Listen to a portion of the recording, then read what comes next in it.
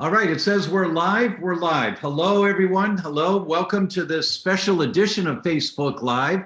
Usually we're on Tuesdays at 4 o'clock Pacific, 7 o'clock Eastern, 1 a.m. here in Italy, where I am, and 8:30 a.m. the next morning in Australia. I do remember that. Some of the Australians always remind me of that. So now we're doing one, and this is a Wednesday at noon Pacific, 3 p.m. Eastern, and 9 p.m. here in Italy. And we're doing this because this is a very special project for me that I want to make sure our tribe hears about. That many of you know that we just completed a launch of our Betrayal, the Autoimmune Disease Solution They're Not Telling You Summit, or a docu-series. It just ended last weekend. We're grateful, and we've had over 139,000 people that watched it. Thank you so much. And the whole mechanism behind development of autoimmune diseases. Well, this topic is just as important and perhaps more important. This topic is relating to this world that you've been hearing about, 5G and wireless networks and what's happening with wireless networks. And there's going to be a summit just like Betrayal that'll be coming out in a couple of weeks on the 5G topic with a number of world experts. And my friends Sire G and Josh Del Sol are hosting that event. And I said, well, I want to make sure all of my tribe knows about it. So I contacted Sire because he's my close friend that I know. And he said, Tom, I'm on holiday with my friends, but Josh would be available and I'm sure he'd love to do that. And I said, Josh, let's bring on one other guy or woman who would be someone of interest. And he immediately said, Patrick Colbeck. So we've got Patrick here with us. I think Josh got booted off. He'll be back here in a minute. So Patrick Colbeck is a engineer and works with veterans groups and helping to supply healthcare to veterans groups. But he was a state senator in Michigan for 2 terms. And he talked about this wireless network world on the floor of the Senate and in meetings with friends and other senators. And so first, Patrick, let me say thank you so much for being here. Thank you for sharing with us today. And welcome. Appreciate the opportunity to talk about this, Dr. O'Brien. Thanks for your work getting the word out, because really we're in that awareness campaign stage of helping to get this situation under control. And everything you can do, every podcast you put out there is something that helps towards that end. And I think we're making traction. That's marvelous. That's marvelous. Well, we certainly will do our part. And everybody who's watching this today, when you register, and we'll put the link in here for you to register for the 5G Summit. It's all free. So when you register for it, you're going to send it to your family and friends. You're going to send the link, and you'll see that when you register, there's a couple of videos that they give you right away of interviews. And one of them's with Robert F. Kennedy Jr. And you'll hear him talk about this topic and how he's been working at it with his sphere of influence and his areas of interest. But you'll get that one right away because this event will be in about 2 weeks. So before we move into the topic, I just want to do a shout out. Hello, everybody. And please excuse me. I always do this, Patrick. No we've got Karen in Norway, Victoria also from Norway. So that's Karen Lovesland and Victoria Neverland. Maybe they're distant cousins. I don't know. From Norway, Patrick, yay, I voted for him, says Penny Swan. Lynn Trox here from hot Phoenix. Hi, Lynn. Thank you for being here. Sandy's from Berkeley. Luann's from Aurora. Donna's from Paris, Tennessee. I talked about you last night, Donna. And Paris and Tennessee, those 2 words don't go together very well. So that's got to be a very interesting town that you're in. So thank you for being here. Jocelyn's from Santa Clara. Beata's here, and the list goes on and on. I'll get to more of you. And guys, you're welcome to write questions in here about 5G, and the team will post them in the chat room so that Josh and Patrick and I can see them. because I can't be looking, scrolling through the my phone for the questions as everybody says hello. By the way, the thumbs ups and the hearts are great. They keep us going. So if you hear something that really captures you, just give us one of those hearts, one of those thumbs up so that we know we're reaching you. Okay, so to begin with, I'm going to ask Josh, as one of the co-founders of the 5G Summit. Josh, give us a little background on why you guys are doing this. Well, we just saw the tremendous need. Myself coming from the background of producing and directing the film Take Back Your Power, an expose on smart utility meters and the problems thereof.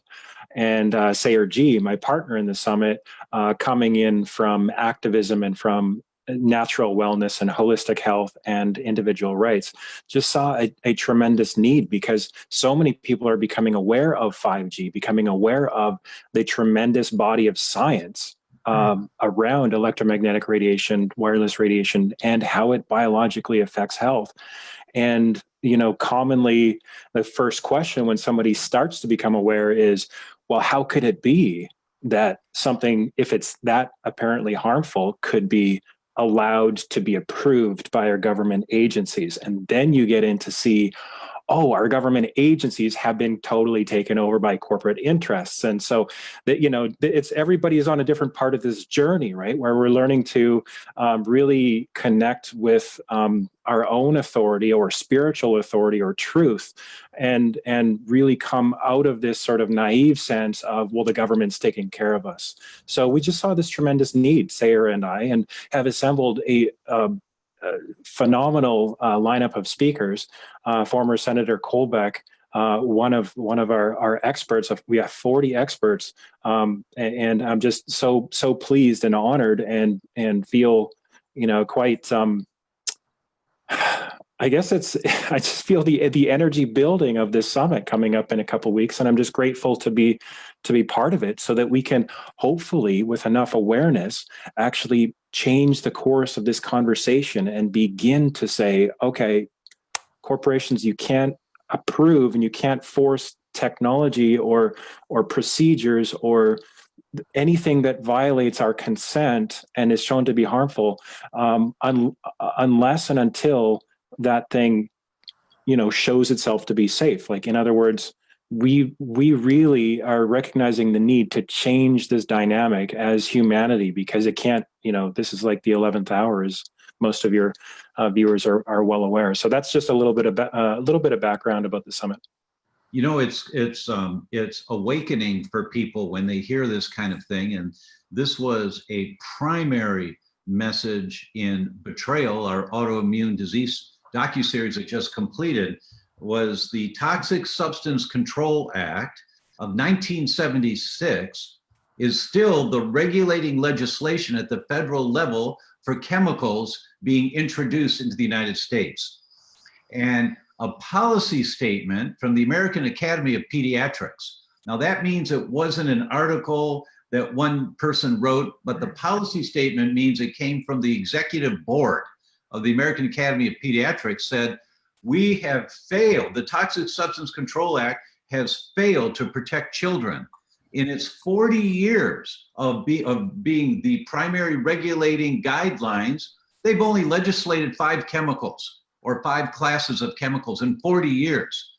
That it's so cumbersome, and the lobbyists were so successful in putting emergency brakes into all the legislation, that the chemical industry, and it's in the same article, 247 pounds of toxic chemicals per person per day are being imported or manufactured into the United States, 7 days a week. So that's 247 pounds per person per day. And so that same kind of lack of protection is what I'm sure we're going to hear from the research that you've done and the experts that you're bringing in the world of wireless technology. And so first, I'll say it now, and I'm going to say it many times here. Thanks so much for doing this. I know the work of our friend Sayer G, and I know how thorough he is. And so I'm not as familiar with your work, but as a team, I'm sure you guys have put together one heck of an event. And everyone who's watching here now, make sure that you get your families, your children, your grandparents to register, and maybe they'll watch one episode, maybe they'll watch every single episode, but get them exposed so they start thinking a little more about this. Yeah. The first question has come in, and it's perfect so that we can introduce former Senator Patrick Colbeck to you, because just before we went on, he started to tell me, I asked him, why are you here in this world? What brought you here? And he started to tell me, right? So this first question goes right into that, Patrick. So if you could share with the audience why you're here, as you were sharing to me. And here's the question from Angela. Can 5G cause neural pain to appear? So that's neurology pain. So. Yeah, first of all, I want to highlight, I'm an engineer, I'm not a doctor. My wife's a doctor, a pediatrician in the family. But there are a lot of medical concerns and health risks associated with this. And coming from the public policy arena, which I come from over the last 8 years, nobody wants to talk about those particular risks. And I just, maybe if I could, maybe take a step back a little bit and just highlight some key things, give you a little bit of background where I'm coming from on this. First of all, I want to say kudos to Josh for kicking off this 5G summit. We are right now at a very important juncture where it's about promoting awareness. Now, I had a little mini summit at the end of my second term in the Michigan Senate, where we had experts like Frank Clegg from Microsoft of Canada and Dr. Debra Davis, Dr. Ron Melnick. I mean, a lot of the folks you will see out at the 5G summit as well, speaking at this event. And I took a deliberate approach because I was in the belly of the beast, where we make the policies that you were just talking about. And I said, listen, guys, we have to talk about and recognize that there are benefits to this technology. We can't go off and put our head in the ground and assume that there's nothing good that's about this, because we have to address those benefits in context of what are the risks. And the risks are very, very significant. As the questioner highlights, there are some risks associated with health. These are serious risks because the impacts of 5G radiation and a lot of other types of wireless radiation are at the cellular level. So essentially, we got a bunch of kids flipping on the light switch, annoying the little everything inside those cells, and making life a little bit difficult on basic metabolic processes and physiological processes. So there's a whole variety of health impacts. I've heard of more around neuropathy, so kind of more related to what she's talking about, but I've also heard more around carcinogenic effects. I mean, when you're talking life and death, it's about as serious as it can get. And those concerns are serious, but health risks are one of the risks. Another risk for somebody who took an oath to protect the Constitution is that of personal privacy. So we got serious Fourth Amendment issues, and that has been recognized in several court cases, federal court cases. Unfortunately, they haven't gone to the point of actually protecting those individual rights. They've converted them into collective rights, which is a topic for another day. But where I've seen some traction, at least, is another one of the risks that is significant, and that is around national security. When you have the Chinese government putting microchips on motherboards that are installed on defense systems, like an Aegis missile defense system, that provides them with a back door to go off and access those networks, that's a concern. But overall, there are three different classes of risks. We got the health risks, we've got the personal privacy, and we've got the national security risks. You have to talk about those in a policy arena in balance with the discussion of the benefit. And that's what I did in the summit back in December of 2018. And you'll find out there's very few people that want to talk about the benefits when the risks that are going to be presented are so damning, because they don't have good answers for it, because industry and the government has not done studies to go off and rule out those other risks. And so anyway, the bottom line is there are significant risks that do need to be addressed that have been backed up by these thousands of studies, and we need to be serious as government officials in addressing those risks. In the Michigan Constitution, we have Article 4, Section 51, which states that the primary concern of our legislators is supposed to be the health of our citizens. The primary. Not, it's not economic development concerns. It's not lobbyist concerns. It's not the concerns of our Senate Majority Leader. It is a concern for the health of our citizens. And if more people took their oath of office seriously, I don't think this would be as tough a haul to get good policy decisions as it is right now. Yeah, yeah. let me ask you about what you were sharing beforehand. If you could share that story about your wife and the health issue that you noticed, and what reversed with the smart meters. Yeah. Because I think that goes to her question about neural pain and impact on neurology, on brain and nervous system. Yeah, like Josh was alluding to earlier, my path to get engaged on the 5G issue was actually through a discussion of smart meters. And frankly, my starting point for that was through concerns over personal data privacy and frankly, consumer choice. There are a lot of consumers that were being told that they couldn't keep their analog meters. And I said, well, why not? They've been working well for decades. There's no issue with analog meters. If they want to keep them, why don't they have that opportunity? So that led to one of the experts in our Michigan for Safe Technology group coming over to our home. Bill Bathgate was the gentleman's name. He's a very talented electrical engineer. And he came over and explained how the smart meters work and why even the opt-out meters have some issues associated with them. But he went on the next step and started wanding our home and identified all the different wireless radiation sources we had in our home, including Wi-Fi and wanding. You said wanding. What's that? No, an RF meter would go off and actually determine what the power density levels were for different radiation sources in our home. Okay. And we got to talking, and obviously that's what opened my eyes that this is much bigger than just what's going on with the smart meter. And against that backdrop, my wife, who's a pediatrician, board certified, had serious tinnitus issues, ringing in the ears. And she went to every specialist in the book trying to identify what's going on. And she knows what questions to ask. She's a doctor. And they couldn't come up with anything. Well, Mr. Bathgate was over at our home and suggested, let's turn off the Wi-Fi and turn off the smart meters and see what you get. Sure enough, we did that. And by the way, I will be in full, I admit it fully. I was kicking and screaming because I like my Wi-Fi. I like the convenience of that wireless connectivity, but I'm telling you right now, we have all the convenience of the internet without the risk because now we're all hardwired. But essentially what happened after I went into a hardwired mode where we had Ethernet connections on our devices, her tinnitus went away within 24 hours. Wow. And similarly, wait. Yeah. 24 hours. 24 hours gone. So this is a person, a doctor, who's been suffering with ringing in the ears. Now, the number 3 cause of suicide from health conditions is tinnitus. And she's been suffering with this to some degree for a while, and it was gone in 24 hours.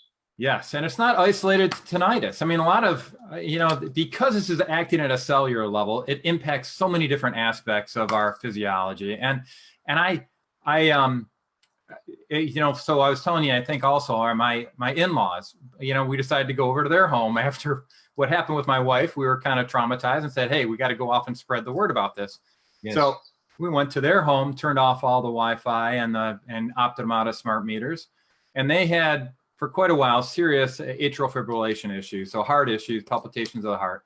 And which, as you all know, I mean, we're all a bunch of electrochemical systems at heart. And turns out that Wi-Fi and smart meters were interfering with them as well. So my father-in-law, who prior to us turning off the smart meters and the Wi-Fi routers, needed a pacemaker. After we turned off everything, he no longer needs a pacemaker.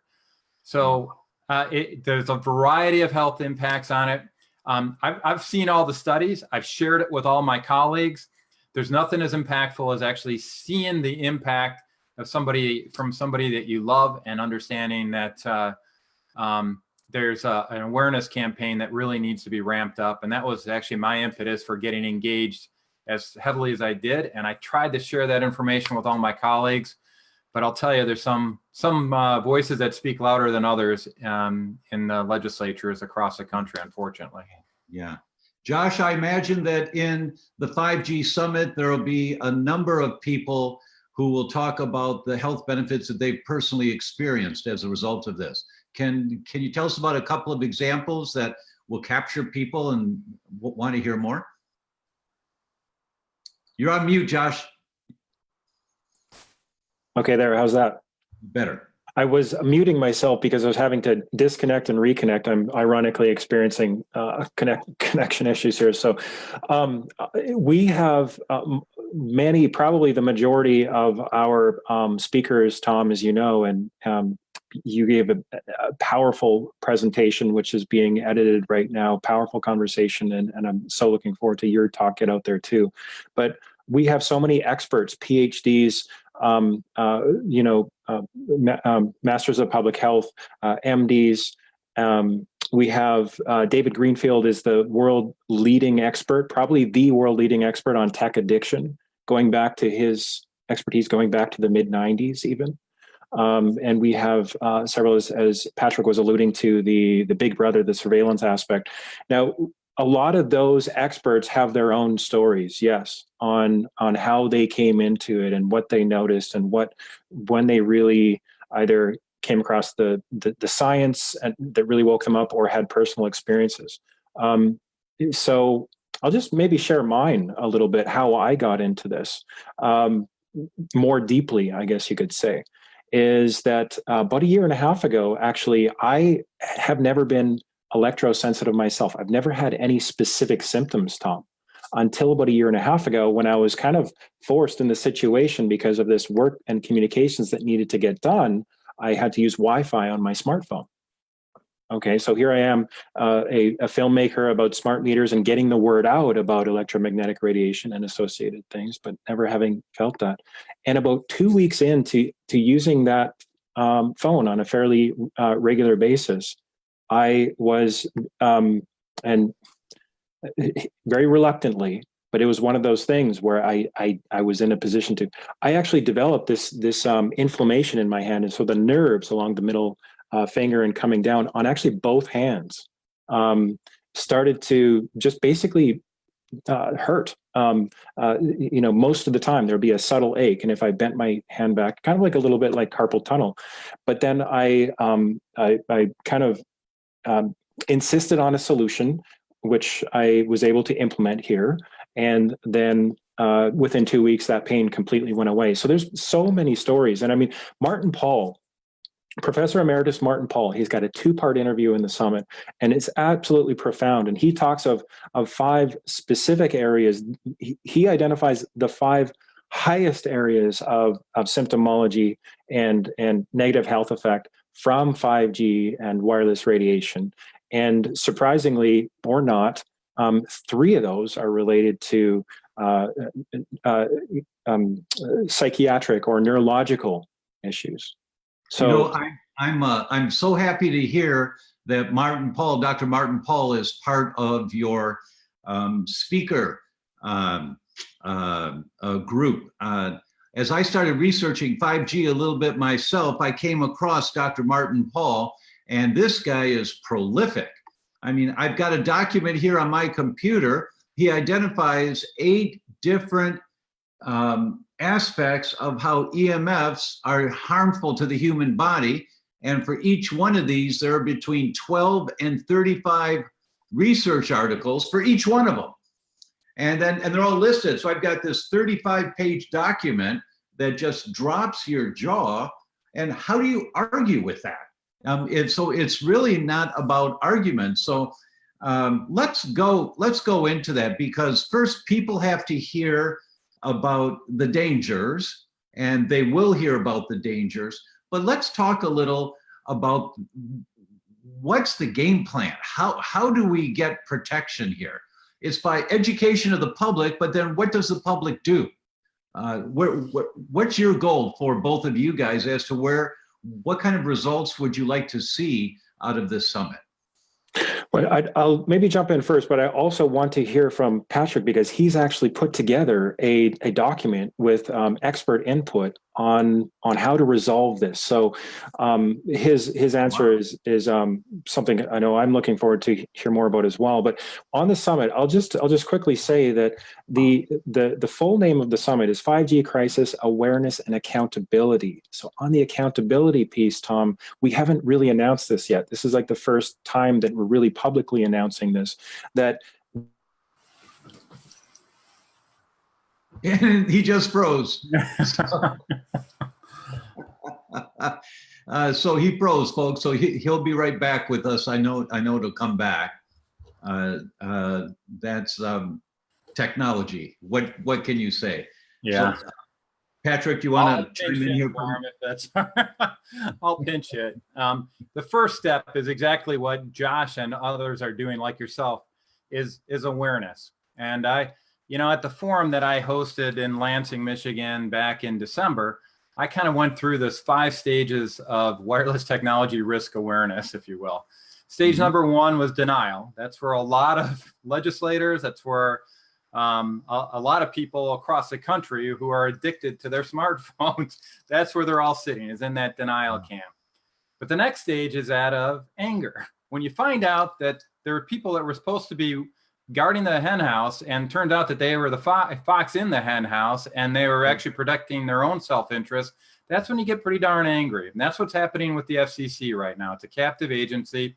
They're supposed to be safeguarding the best interests of our citizens. That's a former Verizon wireless lawyer, Ajit Pai, that's heading it up right now. I actually handed a paper to him on the benefits and risks and said, here's some policy suggestions.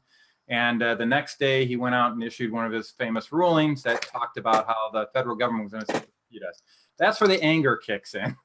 Yeah. The next stage is kind of bargaining and said, okay, guys, tell you what, you go ahead and do whatever you need to do at the federal level. Just give us some measure of local control, and then we'll take care of it and decide it community by community. Well, that doesn't always work out so well. So we go into the 4th stage, which is that of depression sometimes, where you actually get frustrated saying there's nothing we can do. It's so frustrated. These guys are getting all the facts, but they're not doing what they need to do. But I'm telling you right now, we are getting the critical mass necessary to get to stage 5. And that is acceptance. That's where they actually understand that there are serious risks, and we're making traction on it. So there's that. We got to keep moving the needle, and everything that we're doing here right now is helping moving that needle towards that eventual acceptance. But that's we got to keep plugging away. Right. Good point. Josh, you're back. I'm back. Sorry about that. I don't know how long I'll be back for based upon my connection here, what's happening, but.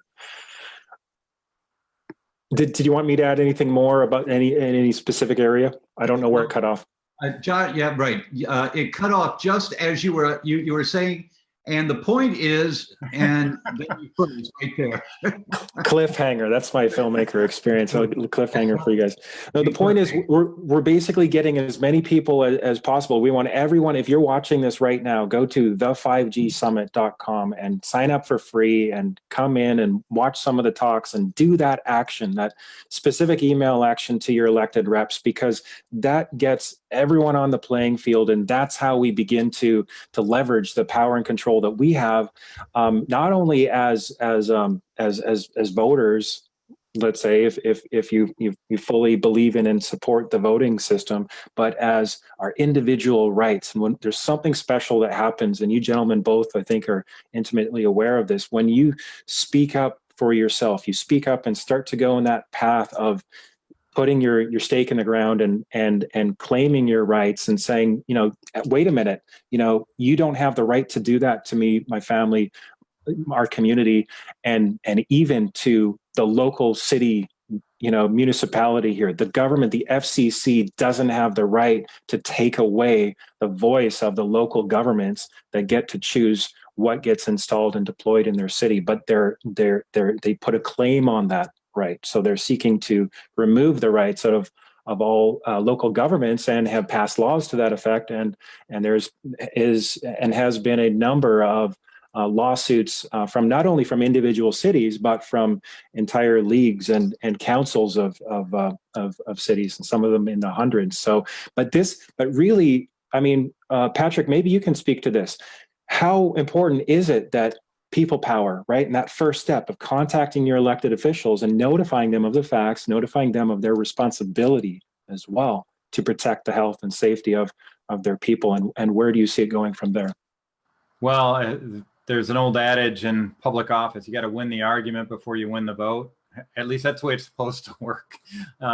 Sometimes they don't care about winning the argument, they just win the vote anyway. But getting your public officials aware of what's going on, that's the first step. and what we're doing, like I said before, that's a key thing. We got to keep the drumbeat going, but ultimately it takes a heck of a lot more than awareness. It talks about getting engaged in the public square and getting media attention associated with it, for getting the truth out, not being sensationalist or anything, but highlighting who's most vulnerable. I mean, it's our kids that are most vulnerable in this. I mean, that's the sad fact of the matter is that, and that's why the most successful campaigns for bringing awareness and actually getting some public policy changes have been dealing with removing Wi-Fi from schools, for example, because our kids are just getting pummeled inside of schools now with Wi-Fi. When you look out in California and you see that the firefighters were able to get a special exemption for a cell tower, not making sure that they were protected from cell towers next to them, it starts begging a question in folks that says, well, wait a minute, I thought we were all created equal. Why don't we all get those same protections? That's another way of going off and framing the issue to your public officials in a way that kind of highlights maybe there's another way of looking at this, and maybe it shapes their thinking a little bit. So there's a lot of things you can do from that perspective, but I just had a couple different policy issues that I'd recommend that I put together in this paper that I promoted, and it's a paper that I handed to Ajit Pai, who's the FCC chair. And just like you were talking about, Josh, I mean, the idea of restoring local control is one of them. And so a lot of bills are being shopped around now to state legislatures. And we fought one of them right before a forum that I launched in Michigan that was essentially usurping local control and saying, whatever the federal government says. Now, it doesn't specifically say that in the bill. You have to understand how to read bill language in order to come to that conclusion. But whenever they default to the acceptable FCC thresholds for determining what's safe in regards to deployment for the radiation standards, that's essentially defaulting to the FCC. Right. So if they have artificially high standards, it's you're never going to invoke it, and you never get any sort of local control.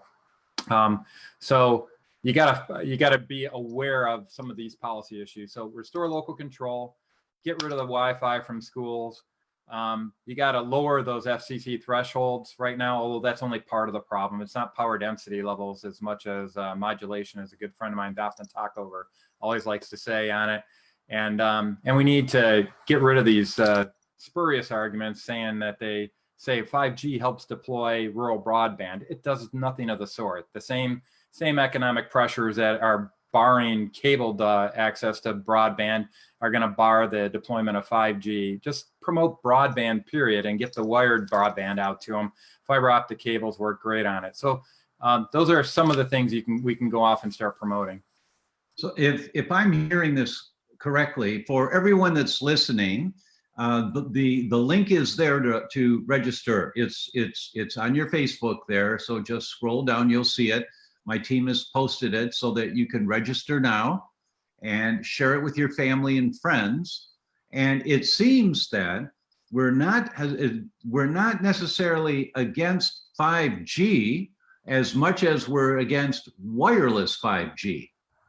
Am I hearing that correctly, Patrick? Well, I think you're going to have a tough time from a policy perspective selling the fact that you don't want anybody to connect to the internet. Let's just be frank about that. And so we've got to identify, and Frank Clegg was great at this during our forum with Microsoft Canada, or formerly with Microsoft of Canada, when he started talking about all the innovations that they put into cell phone technology over in Europe, where you're not constantly broadcasting, you're just popping up for air every once in a while, and you're decreasing the radiation environment associated with people. Well, that doesn't happen unless you first realize that there is a risk that needs to be addressed. So I would submit that if we really want to shift policy on this, you can't sit there and say, do away with all 5G.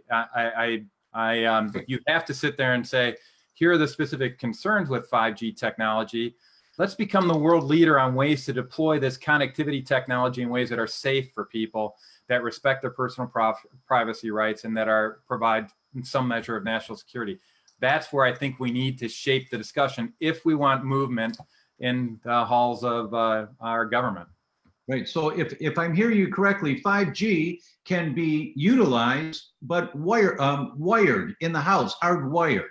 Yeah, well, it's not necessarily 5G in that context, because 5G specifically is talking about the wireless technology associated with it. But the whole idea of connectivity, I mean, that's all 1G, 2G, 3G, 4G, 5G has all been doing. It's been progressing this Internet of Things, or this connectivity, and it's doing so primarily through the wireless technology. I mean, they all got hardwired backbones and stuff, but the key thing is we want to highlight where we minimize the wireless radiation we're exposed to, whatever the technology. It could be 7G, 8G, 9G, it doesn't matter.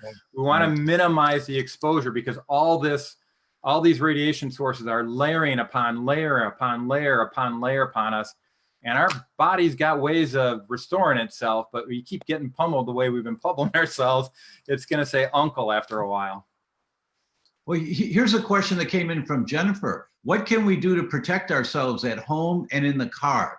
My state just passed a law that we can only be on the phone if using Bluetooth hands-free. I use my phone while driving for business. Well, on the phone, you can't. There are ways you can connect with a little earbud that is not connected to Bluetooth, but there's a bigger issue overall where I come from Detroit, Michigan area. And as you know, many people refer to it as a motor city.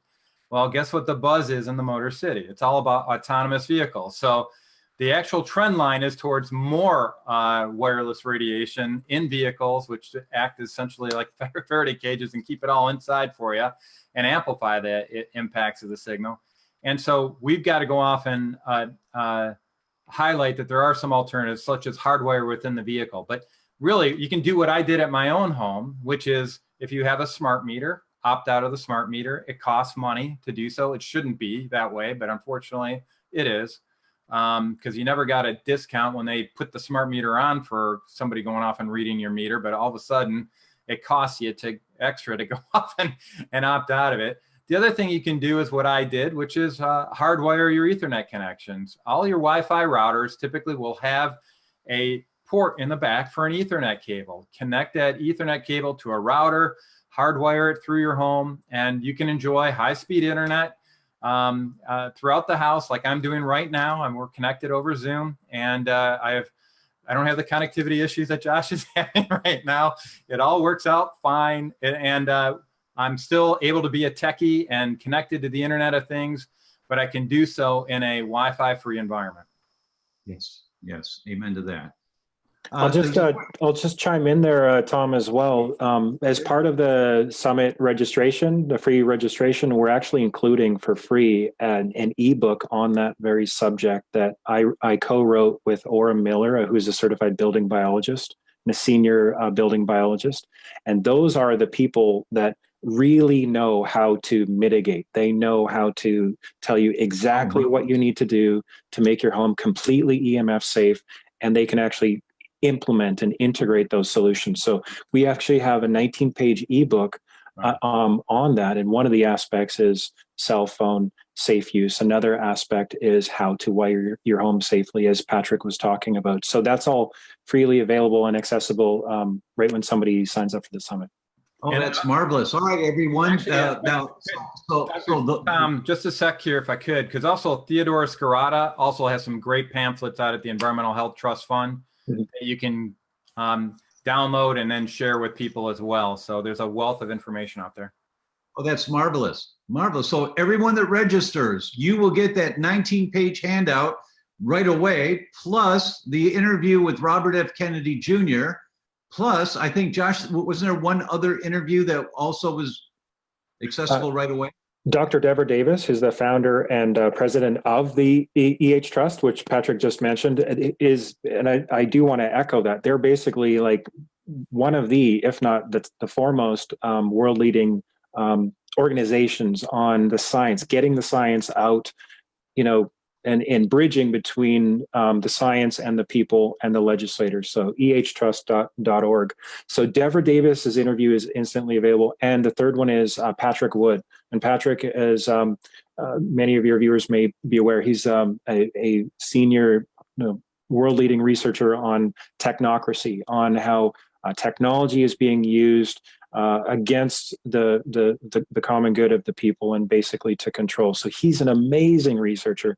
The last thing I'll say about the interviewees in the summit, Tom, is that it's almost like there was a Well, I do believe that there's a guiding hand in this, like when we really want to bring information forward.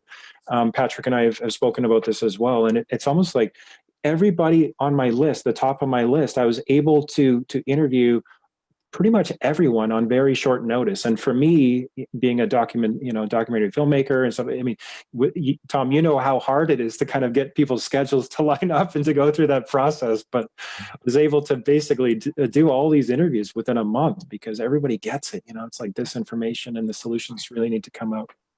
Right. If there is one event this year that everyone who's watching this should put a little bit of time into, not a lot, but a little. If you put 10 minutes into sharing this Facebook Live link with friends of yours and just sit there for 10 minutes and say, hey, I just watched this, please take a look. This is something that affects all of us.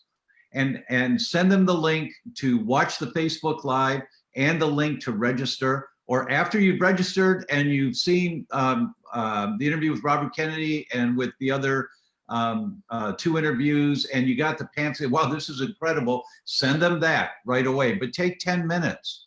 That may be something that nobody's got time to do, but make the time. Make the time, because this is your children, your grandchildren, our futures are at stake here. What this technology does to the brain, I'm sure they talk about it a lot in the summit. And unfortunately, with all of the degenerative diseases that you hear me talking about all the time, that so many of you have read in this book, that's #1 in 7 categories on Amazon for brain function, it's the accumulative effect of all of the toxins we're being exposed to. And I talk about the 4 aspects of the pillar of health. It's a pyramid. There's a base, that's your structure, that's the home of chiropractic and massage and orthopedics and pillows and car seats and all of that. Then there's biochemistry, that's what we eat and drink. There's the mental or spiritual, and there's the electromagnetic. And this is the key event of the year on being exposed to high quality information in a compact way on the electromagnetics. Critically important, critically important. This is the event of the year. That's why we're doing this special Facebook Live. And with that, I'll ask if each of you guys have a last couple words you want to say before we close out. Patrick, any last words for the group? Yeah, just maybe a key takeaway for everybody. I believe that this is the #1 environmental issue that we're facing because it impacts everybody. I mean, all the citizens of the United States, as well as all across the world, as you can tell by your listeners. This is something that's impacting everybody. And this, unlike a lot of issues, this is not a left versus right issue. I'm arguably the most conservative senator that the state of Michigan's seen in decades. And at the same time, we've got United States Senator Blumenthal from the other side of the political spectrum here, highlighting some of the same concerns, which tells me that there is plenty of room for middle ground on this topic if our #1 focus is the best interest of our citizens. So I just encourage everybody that just because somebody may not be your same political persuasion, reach out to them anyway, get the facts out to them, and together we can move that technology risk awareness scale from 1 all the way up to 5, which is full acceptance. That's a really good point. Really good point. Thank you so much for that. Josh? Yeah, really good, Patrick. I would just say that, there's a lot of talk about 5G and really it's this kind of nebulous sort of topic. But if you can understand this, that what is at stake and what 5G means is the for-profit, monolithic telecom industry working together with federal government and governments, it's happening around the world, it's not just this country, to convert the utility poles where you live every couple hundred feet to a transmitting, always-on cell tower. And the Dr. Trevor Marshall, who's interviewed in the summit, says that that's 100 times more radiation exposure on average. Could be more, could be less. But even though those are less power output than those huge cell towers, the fact that they're in our front yards now, the fact that the FCC is basically instituting and claiming this massive power grab to get to say, okay, in front of your house and every 2 to 5 houses, we're going to put a transmitting cell tower. And the science is clear what happens when we all, but especially our children, have that kind of exposure. That sets them on the wrong path, and there's only negative outcomes from that. And think about kids playing in your front yard, in our front yards, or on the street, and the amount of increased exposure even there. And this is just the health aspect. Okay, so we touched on the surveillance aspect and the security aspect as well. So I believe this is a conversation for everyone. And thank you for being part of it. Thank you for, realizing that we can't just let Tom or Patrick or Josh or Sayer, be the trailblazers, that this is down to all of us now. And as Robert Kennedy says in his interview, it's up to each of us. The downside of it is we don't get to choose to believe that this isn't happening anymore.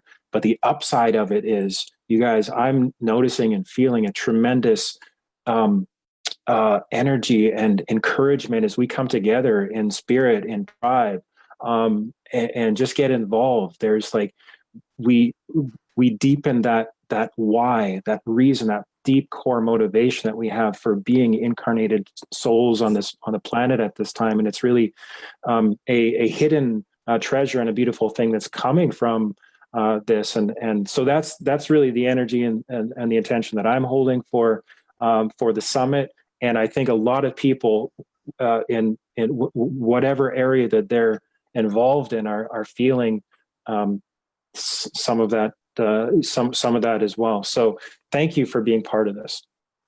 Thank you, Josh.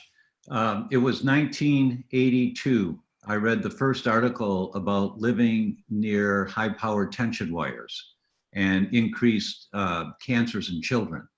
If kids were within a quarter mile of high-powered tension wires, this is 1982. Now we're talking about putting cell towers every couple of houses in the neighborhood. And if you just grab onto that one concept and say, what? Absolutely not. Then you get motivated to learn more, to listen a little bit, and maybe write a couple of letters or whatever the action steps are that you're going to hear about, and share this information with your family and friends, so that as a collective, we can have some input on the direction of where this EMF world is going in our future. So with that, I'm going to say thank you both, fellas, very much for being here at this time. And thank you, everyone that joined. Please pay it forward, share it with the world, send this link to your family and friends. And thank you so much.